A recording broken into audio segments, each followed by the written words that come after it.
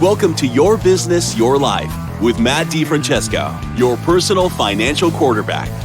Whether you've had years of success in your business or are just starting out, DiFrancesco Virtual Family Office can help you create a vision for your business, life, and family and guide you toward the fulfillment of that goal. As they say, you can't choose your family, but you can choose your virtual family office. Now, on to the show. Hello, I want to welcome you to Your Business, Your Life with Matt DiFrancesco. Today we're going to be talking about creating a vision. That's something that Matt actually spoke about on the last podcast, and he also touched on his family meeting process. And so I asked him, hey, brother, I would love to hear more about it. Can we take a deeper dive? And Matt's bringing both guns fully loaded to talk today about the process and what he does. Matt, good morning. How are you? I am just great, Eric. How are you doing? I'm excited, man. I mean, it was a wonderful awesome. weekend, and I knew that we were going to be getting together this morning. I absolutely love the process of family meetings. You don't know this about me, but when my wife and I worked for a group out of Omaha here, it's called Boys Town. It's pretty famous around the country. Oh, yeah. We actually ran family meetings with the kids pretty much every evening to kind of get everybody on the same page. You know, what we're going to be doing this week, what we're going to be doing this weekend for fun, what chores need to get accomplished or whatever. Okay. So we really had a structured time together on a pretty consistent basis. And so the idea of family meetings to me is fantastic because it really just says we're going to communicate and we're going to communicate effectively. Yeah, that's so true. That's so true. And I think that's one of the points that most family businesses miss is that they don't communicate. Yeah. At a very deep level, understanding kind of where everybody stands and what everybody's goals and dreams are and how that fits into the family. Yeah, absolutely. I mean, and be honest, it's because we get busy, right? Especially business owners. Well, exactly. Yeah. Exactly. Well, and there's, it's actually funny. I mean, the process that I developed has basically been a lot of trial and error. And I made a lot of mistakes along the way, but I've learned from a lot of those mistakes some things that are issues with clients. And so I want to touch on some of those as we move forward in this podcast. I would love to. And again, just reminding the listeners, Matt has an incredibly deep bench. In other words, he has team members, and I know that he's gleaned information and strategies off of other team members that he works with to really shape this family meeting process. And so I'm interested to get into that part of the conversation as well. No problem. I mean, that's what I'm here for. All right. Where do we start then? I was going to just kind of review what we talked about in the last podcast about creating a vision. Yes. And how most business owners, they invest their time, their money, and their energy building and growing their business. And it's really the single biggest investment of their life. But when they come to a point where they want to transition or they're thinking about the next steps, they never really thought about it because they've been busy grinding. Sometimes they assume kids are going to take it over. Sometimes they're like, oh, I don't want to put my kids through this, but the kids do have an interest. And because of the disconnect, this can create animosity between family members. And, like the title of the podcast says, your business affects your life affects your business. So it's really important to start getting these issues out onto the table so that we can start to work through some of these challenges and maybe these areas of communication that are lacking within the family. Yeah. It's so funny because the old saying, time flies when you're having fun. But when I started my company, I started it officially right in about the middle of winter. And I remember just looking up one day from all the grinding, as you said, and I'm like, oh, look, it's summertime. It was that quick. I was like, oh, geez, I should probably go outside and maybe take a shower or do something, productive. Exactly. In personal life instead of just business. But man, it can really consume you when you get busy. Oh, isn't that the truth? But it's interesting. Actually, this was I was mentioning to you earlier, and I'll mention to the audience that I'm part of this group of advisors, about 15 of us, and we form what we call like a mastermind group. And so we try to get together in person twice a year, and then maybe another 2 times a year via web conference, and just kind of we hold each other accountable. We throw issues that we're facing out on the table and kind of get the group's input on it. So I was in Florida last week with this group, and one of the guys, and he's a newer guy to the group, but he was talking a little bit about one of the challenges that he had in his practice. And it was a practice that his dad had started, and he had kind of taken over, and he was kind of developing it and working in a niche with interior designers. But Dad was still part of the business, and Dad was putting this huge drag on the business. And he's talking about that, and the whole group is like, you need to talk to Matt. You need to talk to Matt. And I was talking to him later after when we weren't in session. And I said to him, I said, you have to address these issues with your dad.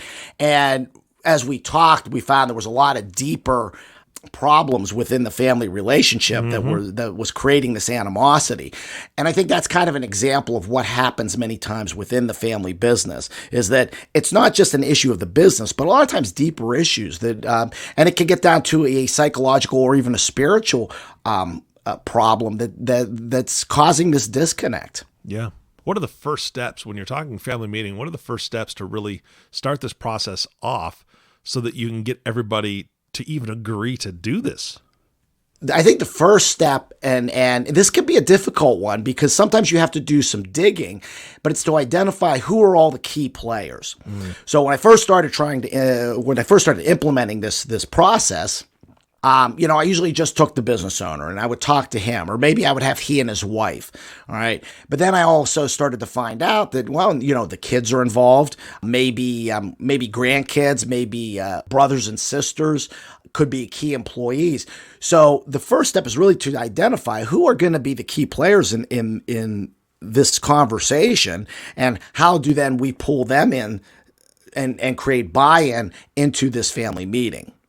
So I think that's really the first step in all of this. Once we're able to kind of do that, we have to coordinate when we're going to have this meeting, where it's going to be. Are we going to do it on site, which I don't particularly like to do. I like to get them outside their environment. So that, whether we go to a resort, or if they have a house at a lake, or, a beach house, something like that, get them outside their environment. And again, we've got to kind of coordinate a time that works for everybody. Yeah, and I agree 100%. I do something very similar when I run team meetings as a consultant. I never want to do it in the office environment. We usually find a hotel and a nice big room that we can all go to as neutral ground, is kind of what I call it.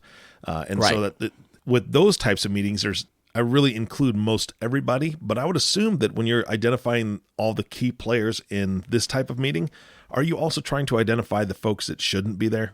Is that kind of difficult? Actually, that's probably the easiest part of it, because you can pretty much get a good sense of those that are kind of disengaged and don't want to be a part of the process. One of the things I've run into, this is a recent story where we were starting to coordinate this family meeting, and I was looking to pull in some of the kids, and it was a restaurant business that the owners had. And I found that really, I started talking to some of the kids, and they were adamant, we really want nothing to do with this business. I kind of knew that, just right off the bat, that they weren't going to be involved in the business planning process of the family meeting, but I still wanted them to be a part of the family process. How does their vision and their goals fit into the family as a whole? Yeah, and that leads right into what you've told me before.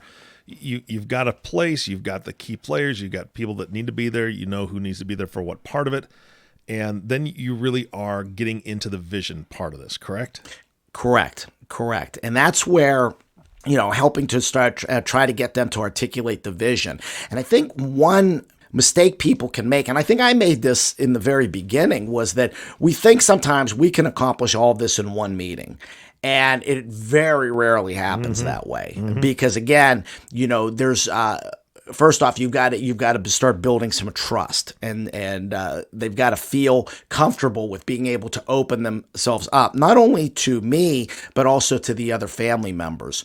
It's again, as we try to help them develop and articulate their vision, we need to also create an amount of trust between all of the members so that they can start to open up. And then so that we can also start to identify conflicts that might arise, kind of identifying where, what's happening within the family dynamic.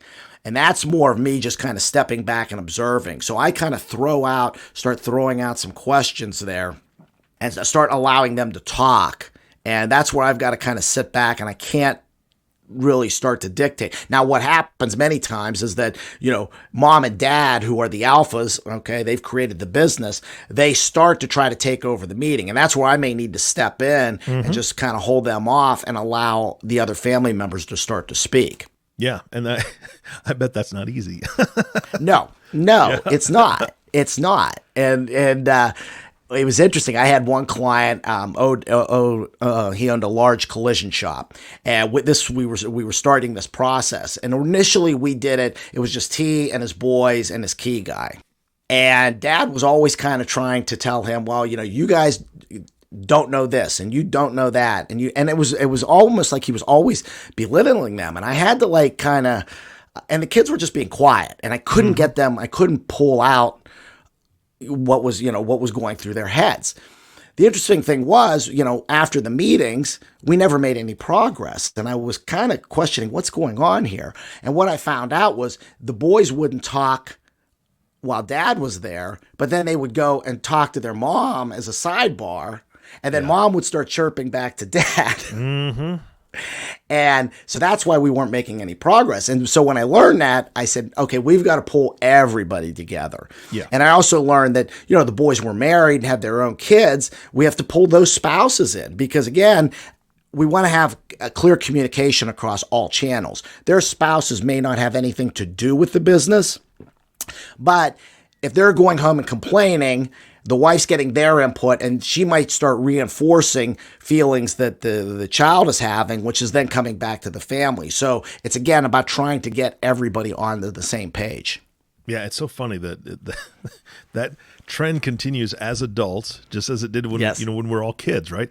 You go to mom for certain things, you go to dad for certain things, because Dad is really harsh when it comes to certain areas. Mom's pretty strict when it comes to certain areas. And as a kid, you know who to go to, right? And who to avoid in certain conversations. So it's so much more in business. And so being able to identify that and help folks move past that, that's fantastic. Right. Oh, it's well, it's certainly, I feel like I earn my keep when I do that. What other challenges do you find in this? So I think, the first one, it's probably the hardest step, and it's usually just in the initial consultation phase, is getting this buy-in from the business owner to hold this type of family meeting, because they're just not used to it. Mm-hmm. They've never done anything like this. And so for me, and I mentioned this, I think, in one of my very first podcasts, is I require this. I mean, if we're going to work as a family business, we need to have this meeting to start getting all of the issues and start to create this vision for the family. But again, sometimes it takes some time to get them to understand the benefits to that. Mm-hmm. And so, again, this was something I learned the hard way. I had a family that I've been working with for probably the last 10 years. And, as I was kind of developing my process, we never really had this family meeting. And what's happened now is the one son, he is in the business.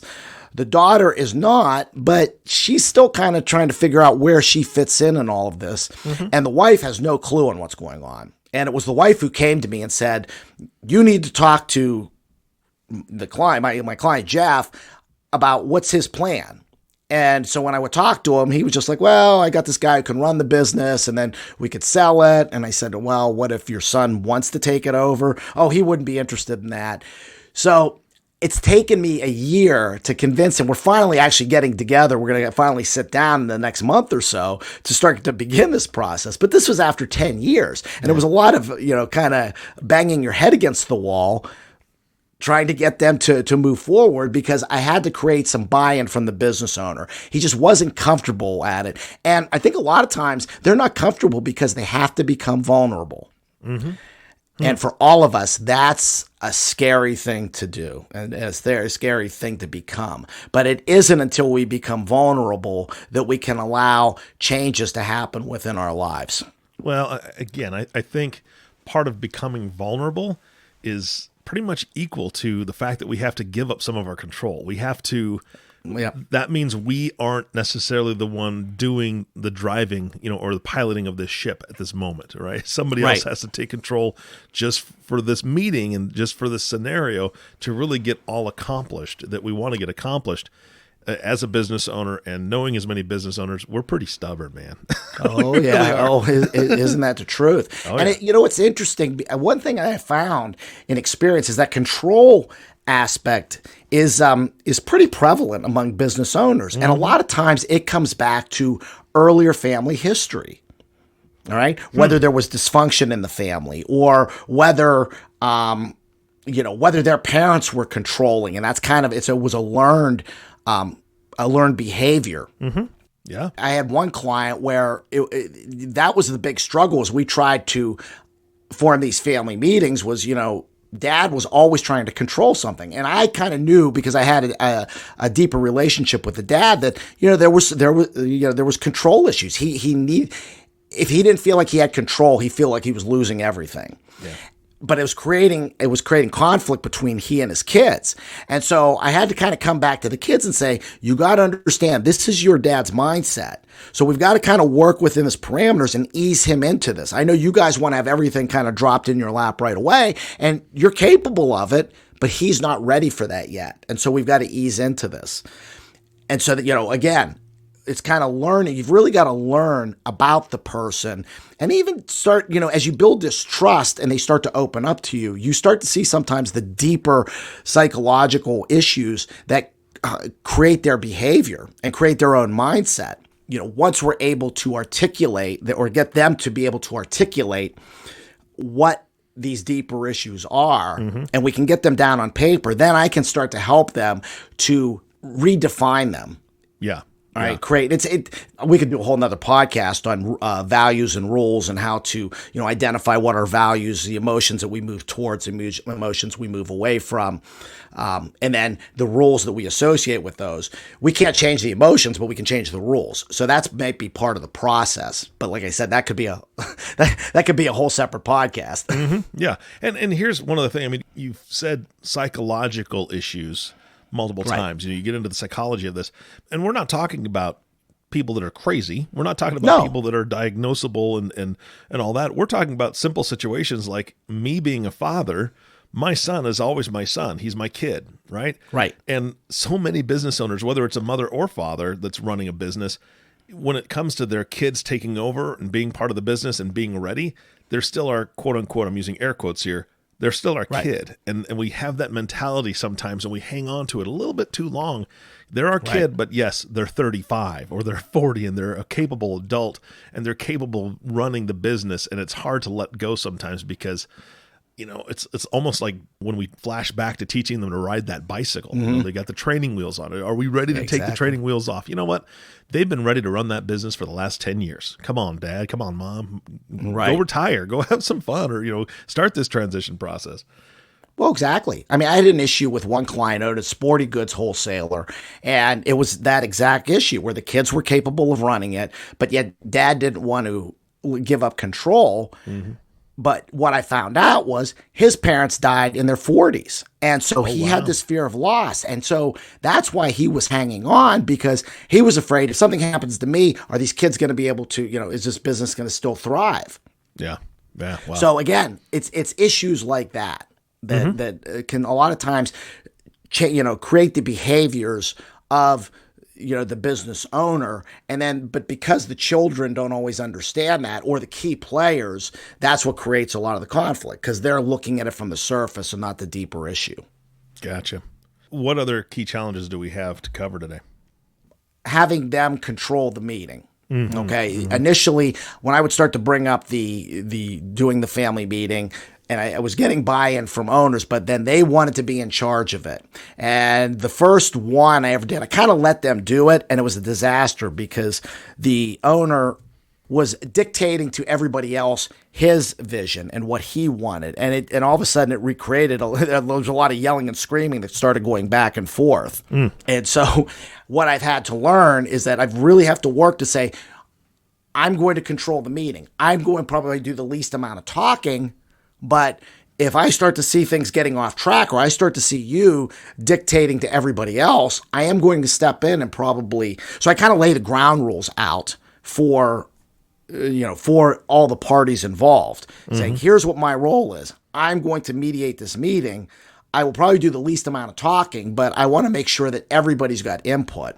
And so it was a mistake that I made early on, and I kind of learned from that, and that's why I'm so adamant about that with these. And the first meeting is usually a hard one because Dad is usually used to being the one to control everything. Yeah. And I have to step in a lot of times, and sometimes I got to beat him up a little bit. Yep. But luckily, hopefully I've built enough trust with him that I can do that in a way that doesn't completely turn him off. Yeah. Yeah, absolutely. And then I think the third key challenge is that a lot of business owners don't make it a priority. They don't initially see what the benefit is to it. I mean, one client I had, it was actually a younger couple. He had an advertising business. She had a optical business. They were buying real estate, rental properties, things like that. And their kids were young, so they weren't going to be involved in this meeting. But I said, we need to get together, the two of you, to get on the same page, because he was kind of the driver. She just liked, doing her optometry, running that business, and then just going home, taking care of the kids. But there was some conflict because he was so busy driving that she felt that they weren't always getting to spend a lot of quality time together. Mm-hmm, mm-hmm. And the thing was, so I was trying to get this meeting scheduled. And they just weren't making it a priority because they were busy being busy. Yeah. And so that becomes a challenge too, where you've got to I really have to impart on them that this is a priority. It doesn't seem like it because we always want to look at the numbers and the plans and all that stuff. But until we kind of get this communication lane opened, everything we do is going to be for naught. Yeah. Yeah, absolutely. To me, these meetings are like vaccines. Okay. No matter what other people's opinions are of vaccines out there, we know that they're good for you. We don't see the benefits until later on. Usually, first it's like a shot in the arm. It's like, okay, this is just going to be uncomfortable. Well, guess what? It's going to help you for a very long time. So just do it. Right. I know. Will you just suck it up? Yep, I mean, it was like the guy who had the financial firm that I was talking to, and it was funny because they were, my peers were all yelling to me. Yelling to him. You need to talk to Matt, and I'm like, this is funny. This crosses even people within my own industry. Mm-hmm, mm-hmm. But I kept telling him. I said, you have to have this conversation. Yeah. And I told him, I said, if you want me to come to North Carolina and sit down with you and your mom and dad and your brother, I said, I'd be more than happy to do that. Yeah. But, this conversation, you're never going to get any resolution to your problem until you have this conversation. Mm-hmm. And like I said, it was afterwards and we were kind of out and he and I got talking a little bit and I started to find some of the deeper issues and they were serious. I mean, they were very serious issues.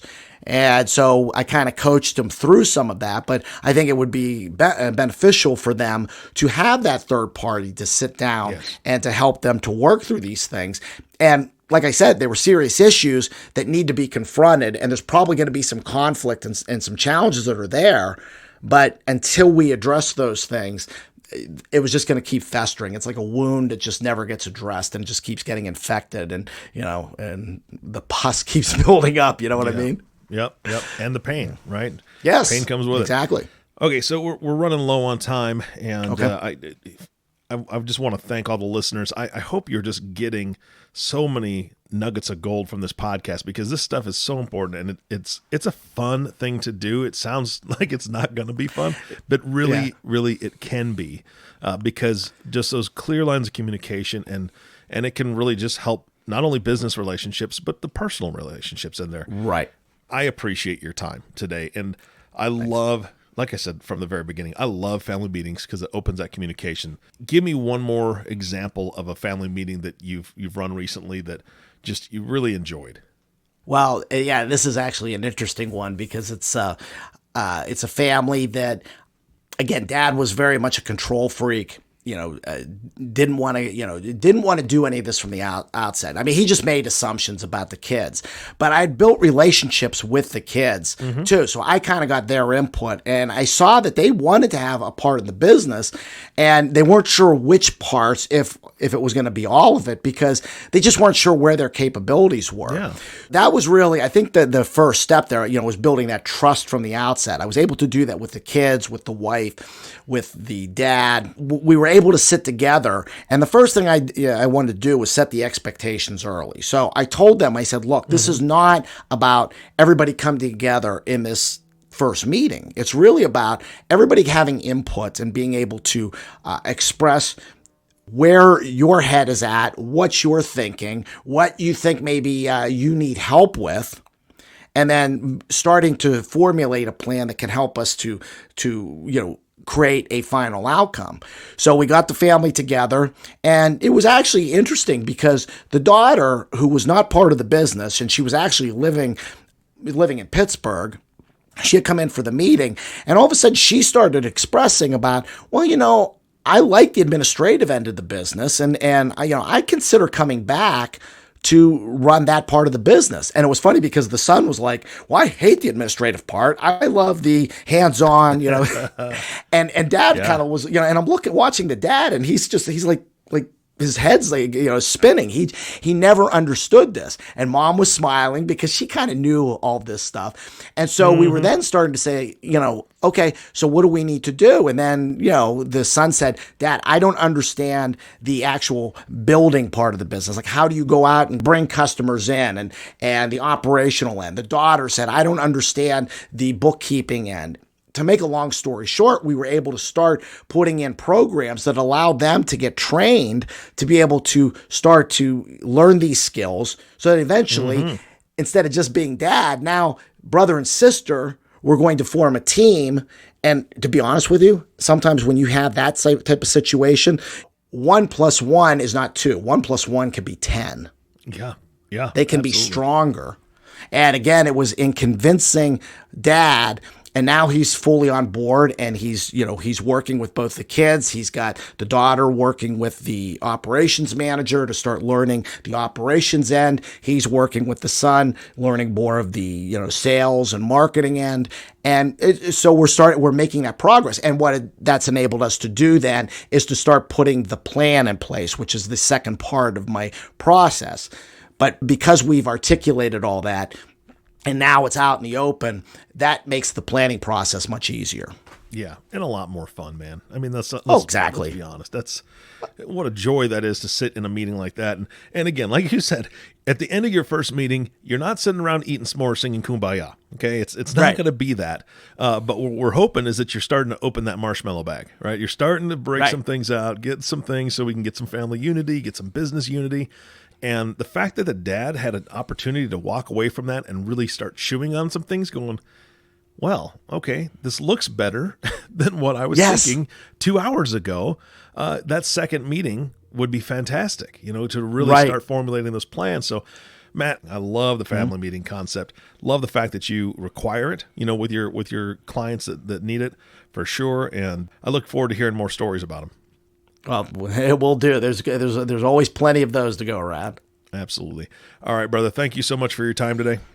No problem. Thank you, Eric. I appreciate all you do for me. Hey, you bet. And audience, thank you. Thank you so much for tuning in to Your Business, Your Life with Matt DiFrancesco. If you have not subscribed to the podcast yet, please click the subscribe now button below. This way, when Matt comes out with a new podcast, it'll show up directly on your listening device. This makes it much easier to share these podcasts with your friends and family. Again, thank you so much for joining us today. For everyone at DiFrancesco Virtual Family Office, this is Eric Johnson reminding you to live your best day every day. And we'll see you next time. Thank you for listening to the Your Business, Your Life podcast. Click the subscribe button below to be notified when new episodes become available.